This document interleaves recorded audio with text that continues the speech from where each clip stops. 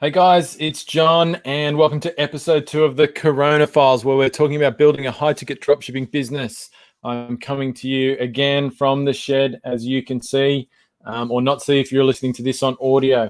In this video, we're going back to the start, I guess, and talking a bit about niche selection.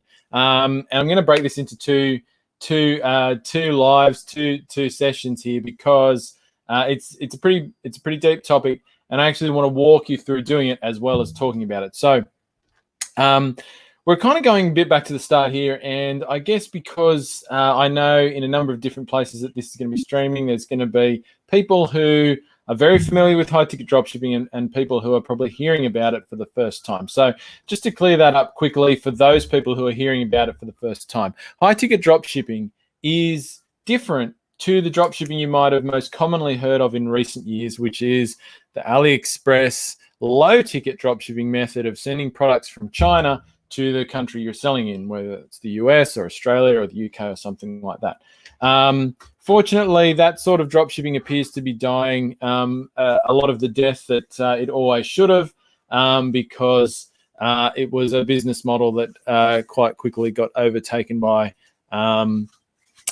people that didn't really do a good job of it, didn't know what they were doing, and customers got the wise to it. Not to say it's ended, and not to say that everybody who did it was doing a bad job, but it was very open to abuse, and luckily it's starting to disappear a bit. But high-ticket dropshipping has been around for a lot longer than that. People have been doing it for quite some time. I've been doing it for 6 years.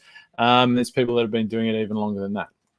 But basically, all it is you find suppliers who manufacture or distribute a product at a higher price point. So anywhere ranging, from a few $100s right up into multiple thousands of dollars and beyond. And you're creating a website where you market that product, where you sell it directly to the customer. And when you make a sale, you're placing an order directly with the manufacturer or the distributor, and they're shipping it from their warehouse directly to the customer. So you don't hold any stock. You order products as you sell them yourself, and it's a pretty simple business model.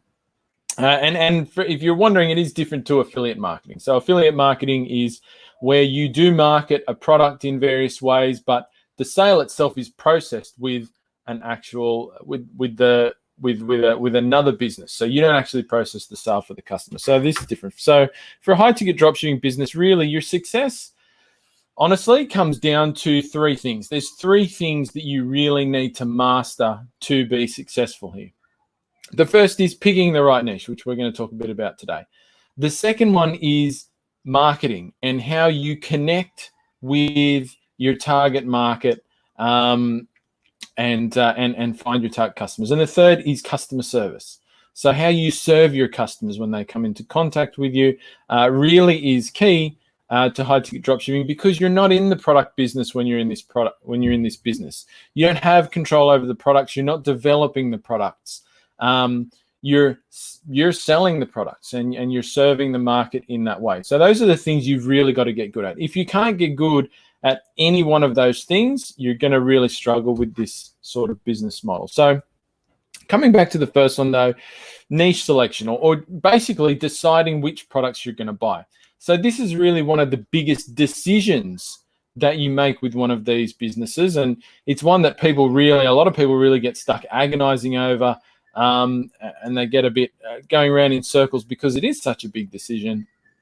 But to me, I think it probably gets overthought a bit. And while it is a big decision, as in it's a decision, to me, it's not the biggest thing that's going to be determinative of whether you're successful with high-ticket dropshipping. To me, it's important, but how well you can market and how well you can serve your customers is more important. And what that means is that, look, there's a lot of good niches that you can sell in. There's some bad ones that you should definitely avoid. And there can be some really good ones where there is a bigger opportunity than in the majority. But by and large, most niches that you can think of can be made successful if they have the right marketing, the right customer service approach, and the right connection built with the marketplace. And to me, those things are far more determinative of the success of a high-ticket dropshipping business than the initial niche selection decision. And I think people get unnecessarily hung up around thinking about what they need to about that decision and how and the fact that if they get that decision wrong, their business has no chance or whatever. And I just don't think that's the case.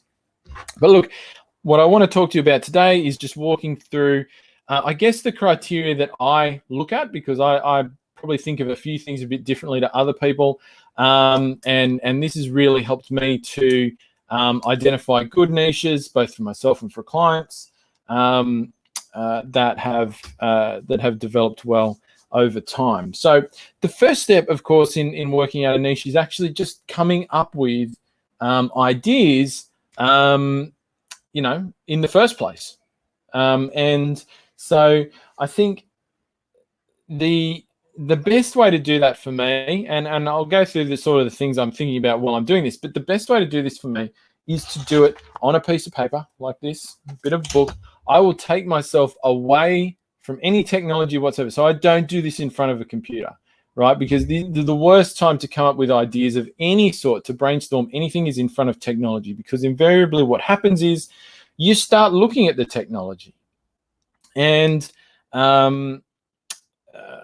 you start looking at the technology and you're wondering, well, then you start researching things, you get sidetracked, and the technology can sort of cloud your vision when you're trying to come up with ideas. It can really interrupt your thought process. It can help you second guess ideas, when you're coming up with niche ideas for one of these businesses, the best thing to do is just have like a stream of consciousness straight onto a piece of paper. And it doesn't matter whether the ideas are terrible, great, or whatever. At this point, you're not really worried about that. You just want to get your mind unloading of all the different things you can think of. And so I find it's best if you do it with a physical piece of paper. Go somewhere that you find inspiring, that you like to be, or that relaxes you, where your mind can really be free. And so I do this for any sort of major, for any of my businesses, whether it's e-commerce or other businesses. Anytime I need to brainstorm, to think up different ideas, or even to make hard decisions, I'll always go somewhere out of my normal workspace where I can think clearly and really let my brain just go to work. And sometimes that will be walking, so I'll walk out in nature. I find that helps for me. So for me, I live near the beach. So usually for me, I'm out on the beach. We've got a really long 12-kilometer beach where I live. So I'll just walk up that thing while I'm thinking. If I need to write while I'm doing it, I'll sit down on the beach, look at the sea, and I find that helps me to open up my mind and come up with what I need. So I actually found this. This is actually literally, you can see it here. Here's some niche lists that I've been working on.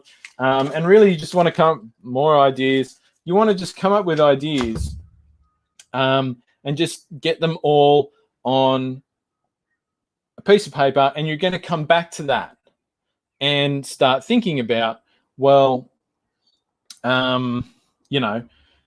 start thinking about what are the ideas, and go through each of them and start pulling out the sort of criteria that you're looking at to work out if those are good ideas or not. So that's sort of the first thing that I do. Now, what am I actually thinking of? What am I looking for once I've got a bunch of ideas? And it doesn't really matter how many ideas you get down on a piece of paper. You get 10, you get 20, you get 30, you get 40. People will say, oh, you must come up with 100 niche ideas. Like, so what? That's stupid. Arbitrary numbers are ridiculous. You don't need to do that. You need a bunch. You want to have a bunch of options to choose from. But hey, do you need a specific number? No, you don't. That's not going to be in any way determine you coming up with a good idea. I must say, while I'm talking through this, if you have questions or things you get hung up around niche selection, hit a comment in the comments where we're live, and I'll come back to those questions or comments at the end of the stream. So the next, I guess, thing to look at is, so I got some ideas on a piece of paper. What am I then looking for to start whittling those down to what the most viable ideas are for me. And so for me, there's really, I think, I want to say probably 7 main criteria that I'm looking at. And how I think of a niche as well probably might be a little bit different. A lot of people think of a niche of here's a product, right? So I'm going to sell, I don't know, surfboards. I say that because I'm looking at my surfboards just over there. Not necessarily that's a great niche idea, right? It could be. I want to sell surfboards, right?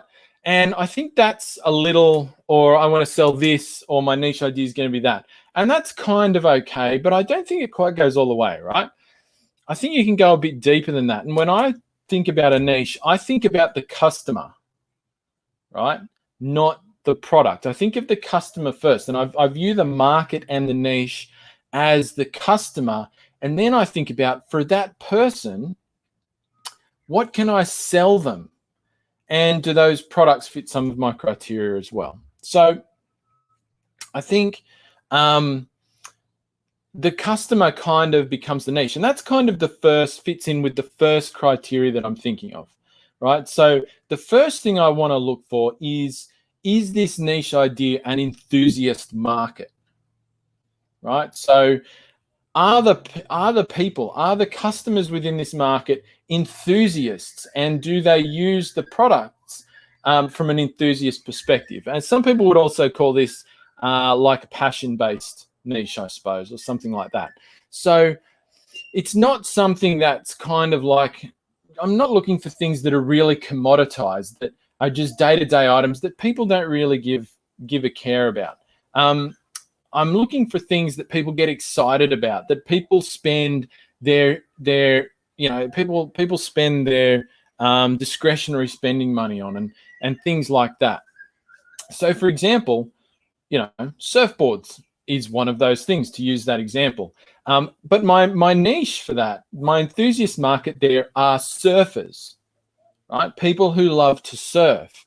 And so that's my niche. The surfers are the people who love to surf, and I'm going to sell them surfboards. But hey, there's probably might be some other products that I could sell them that that also serve them in that thing that they're enthusiastic about, in that enthusiast market. And that's why I think it's better to think of think of it from the perspective of the customer being the niche, rather than the customer and their interest being the niche, rather than just the product, right? Because if I started and I just said, I'm just going to sell surfboards, I'm actually going to miss out on some other opportunities, and I'm going to find it a bit harder to connect back to my customers than if I start with the customer and say, well, I want to serve surfers. What are all of the things that I could sell to a surfer, right? Because that's going to open me up to a slightly different way of looking at it, which is going to flow then into my marketing. Now, the other main reason why I like the enthusiast side of things rather than the non-enthusiast side of things. I'll give you an example of something that's not an enthusiast market, which I've actually done. So my first low-ticket dropshipping store that I started way back in 2014 was selling lighting for homes, chandeliers, pendant lights, lamps, all that sort of stuff. Now, that's not really an enthusiast market. Yeah, people like having nice looking lights and stuff, but it's not the thing that people do on their weekends. It's not the thing that people sit there, read for like hours about. It's not the thing that people, go and have group meetups about and all this sort of stuff. It's not an enthusiast market. Yes, everybody needs lights in their house, but people aren't wild about it. It's not the thing that lights people up. Maybe some interior designers get all gooey about it, but generally speaking, it's not really. And I know because I've served it. And what this means, and look, hey, I still made that business successful, right? But it was really hard. And that's the thing. An enthusiast market is easier to market to. It's easier to sell to. The people who are in that market tend to have more money available to spend in that market. So it just makes your life a lot easier. It makes things like developing content for your business easier. It makes running ads easier. It just makes everything easier. Whereas if you go for something that's just a ho-hum day-to-day item that people need, and maybe lots of people need it, yeah, it's going to be a big market. It's also going to be super competitive, and it's going to be very hard to differentiate yourself and form a connection with your customer. So it's going to be really hard to get the marketing stuff right without spending an absolute ton of cash, particularly, to get your foot into that door, into that market, and make it really successful. So sticking to an enthusiast market is great. The next thing I'm looking at is it an evergreen market? By that, I mean, is it something that's established, it's existed for some time, and it's not basically the opposite of that is like a fad or a really temporary market. You know, you see these products that get really popular for a really short space of time and then they practically disappear overnight. You don't want that, obviously. You know, it's best to build these businesses with a longer term in mind, and go from there. So I'll walk you through in the next episode of actually how you work out if something's evergreen, but it's actually really simple. Now, so, you know, looking at things like, you know, use a tool like Google Trends for this. I don't overthink this. If I can see that the product's being sold online by competition, and we'll come to competition in a minute, then I know that it's an evergreen market. And if I look at something like Google Trends, I can see that people have been searching for this product for a while. I don't really mind if it's going up and down a little bit, if it's a little bit seasonal, all that sort of stuff. As long as I don't see sharp ups and downs in trend lines, you know, that's good enough for me. Now, the third thing I look at when I'm considering a niche is, and this is a big one for me, do I see potential for recurring revenue, right? And by that, I mean, can I see the potential to sell to the same person more than once? And this is really the secret to any successful e-commerce business, whether it's drop shipping or not. It's really hard to build a big business that is sustainable over years if every sale needs to be to a brand new customer. So if you can only sell once to every single customer you're ever going to have, you're in a really precarious position with your e-commerce business, right? Whether it's drop shipping or not, because you're more open to disruption by competitors. Your cost per sale is always going to be high from an advertising perspective, because if usually for a new customer, you have to pay to acquire that person somehow. Whereas the second, the third sale, which, you know, once that person's familiar with you, they have trust in you and all that sort of thing, is not only easier to make those sales, it's much easier to convince somebody who's bought from you before to buy from you again than it is for somebody who's never bought from you before to buy from you. So not only is that easier, but it's also cheaper, right? I sell the second and the third sale to my customers via email marketing, super cheap, messenger marketing, SMS marketing, retargeting ads, all of which are significantly cheaper than most front end, which means the first sale, most front end acquisition practices. So I know that if I can see a path to recurring revenue, one, I'm going to be able to increase my profit margin and my profit over time from past where I start off from. But I know that once again, my marketing is also going to be a lot easier. And if you're operating in a small market, like Australia or something like that, where this model absolutely works, but you've got a smaller market, being able to sell time and time again to the same customer is even more important, because it helps you to make more out of a smaller market. So I think, so that means, does every product, so the question that comes out for people is like, oh, I see all these really expensive products, which is, yeah, something we want to sell with high ticket drop shipping. But, you know, what do I do? Like, people are only going to buy those things once every couple of years or something. Like, how can I sell multiple times to the same person? And the thing that I bring that back to is that starts back with the thought about what is the niche, right? So if I go back to the idea of the surfers, right? My niche is surfers, and I'm going to sell them a range of products. The core product is going to be surfboards in that niche, obviously, but there's going to be a range of other products that surfers need to use. Do they all have to be the same price as that core product? No. Some of them could be more expensive. Some of them could be less expensive. So I could sell, bags,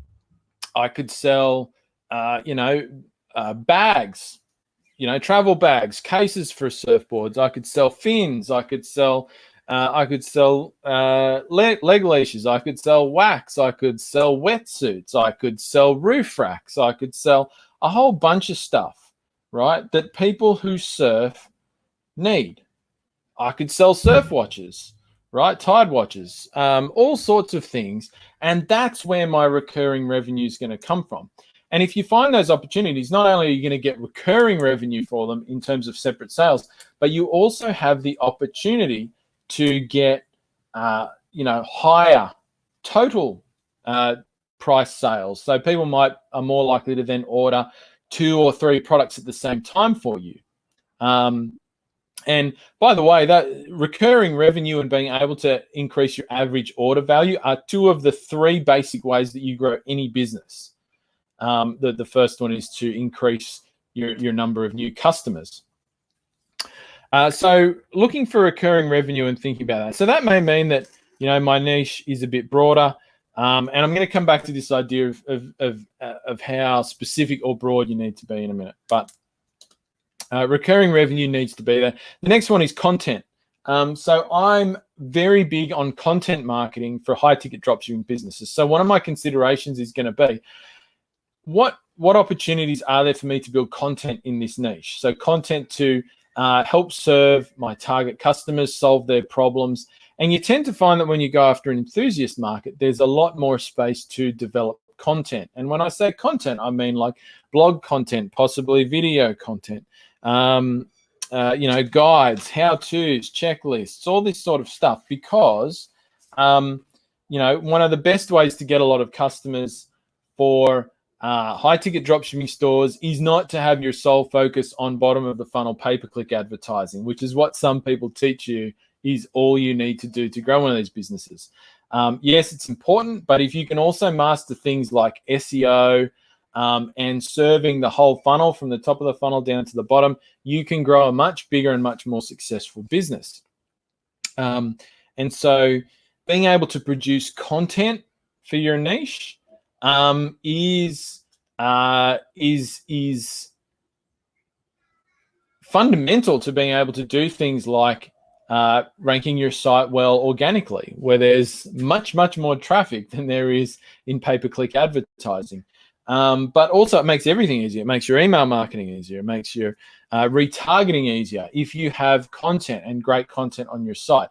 And so once again, using the 2 examples I've sort of talked about here, the surfing niche versus the lighting niche, man, there's the content is way easier for the surfing niche than it is for the lighting niche, right? And so that's why I like to think about content, because the marketing piece for me is super important when it comes to one of these businesses. Now, my next criteria is, of course, price. It's high ticket, so I need to be interested in the price of the products.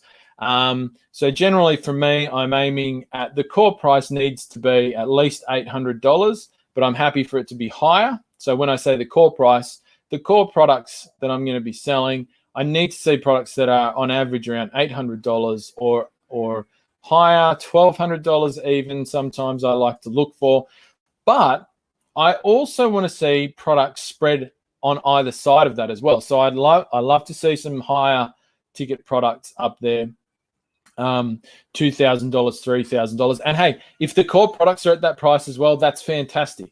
There's no problem with that. This is a good thing. But I like to see lower ticket products as well. So not so high. So $100, $200, $75, $150. I want to see some products that serve the niche in that range as well. Now, a lot of people tell you that's not the right thing to do, but here's why it is the right thing to do. It's because it's really, really easy to sell those products.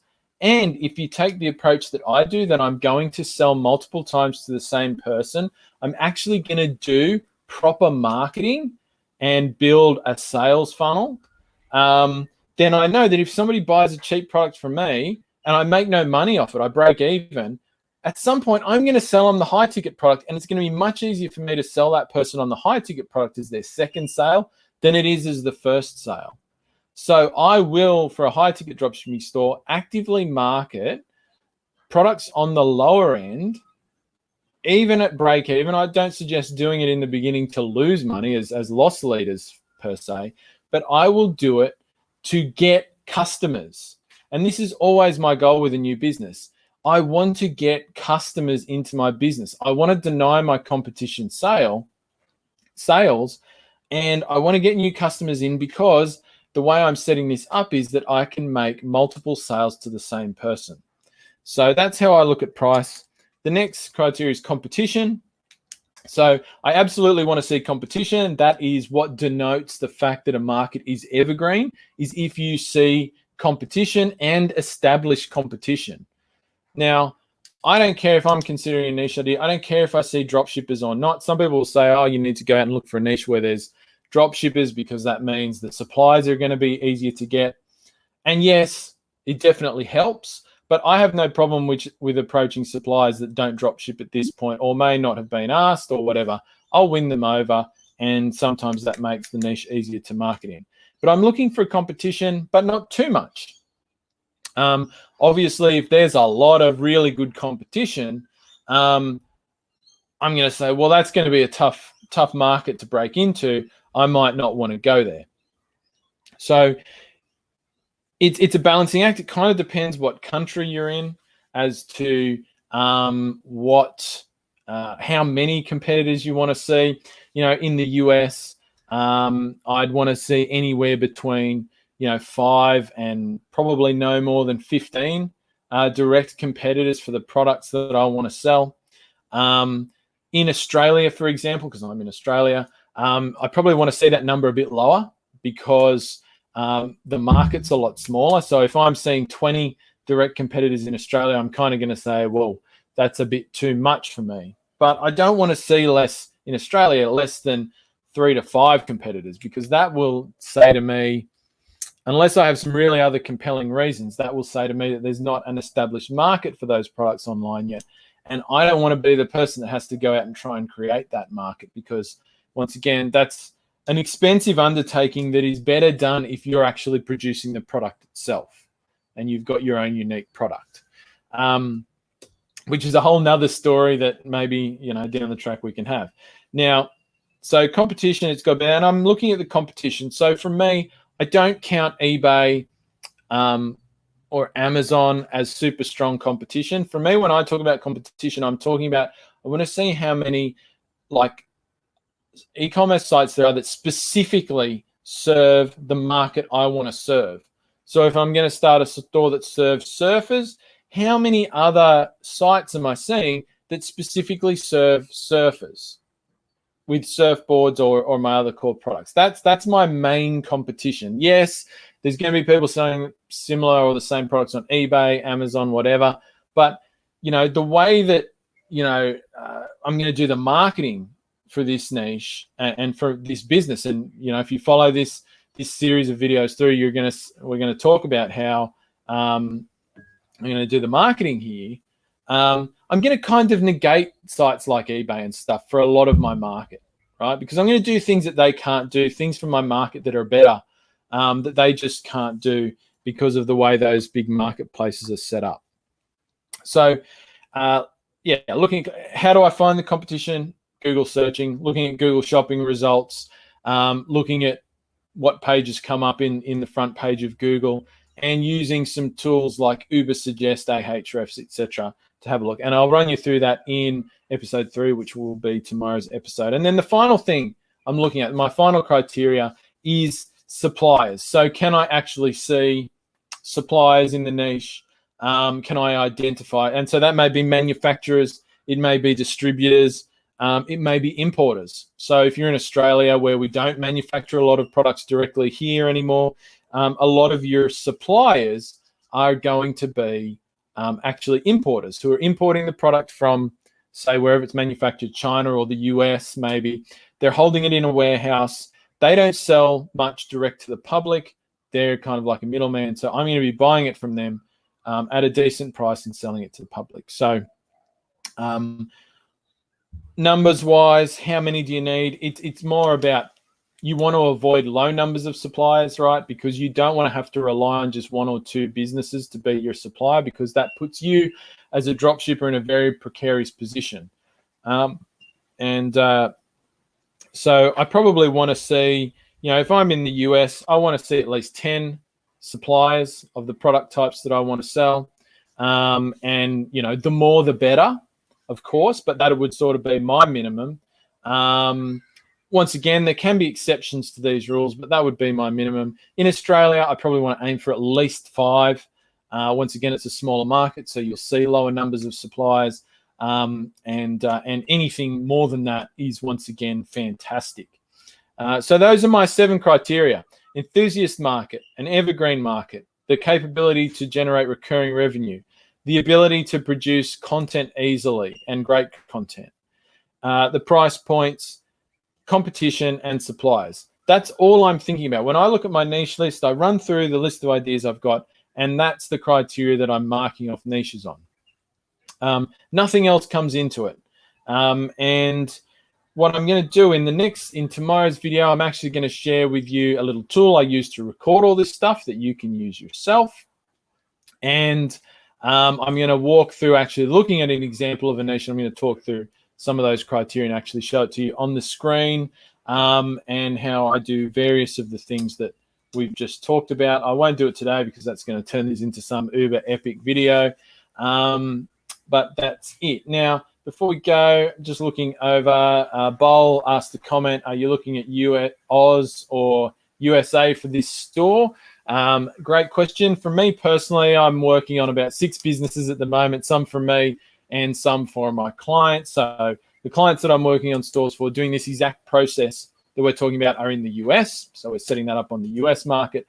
For myself, so I'm working on 3 businesses at the moment. I am actually doing those in Australia this time. So I've been involved and owned stores in the US as well as Australia previously, but I'm coming back and bringing it back to Australia for my next group. And the reasons for that are,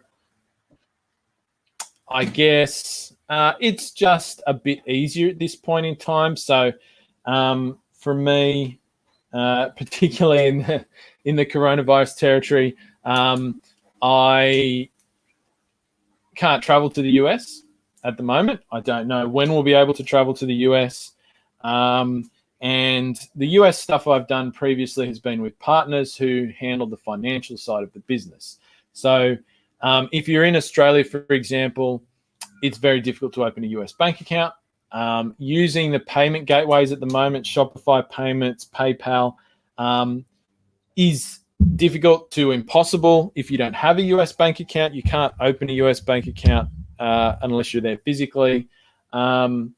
Yes, there are other payment gateway options that you can try and work around on and things like that. But honestly, I really just can't be stuffed with that stuff.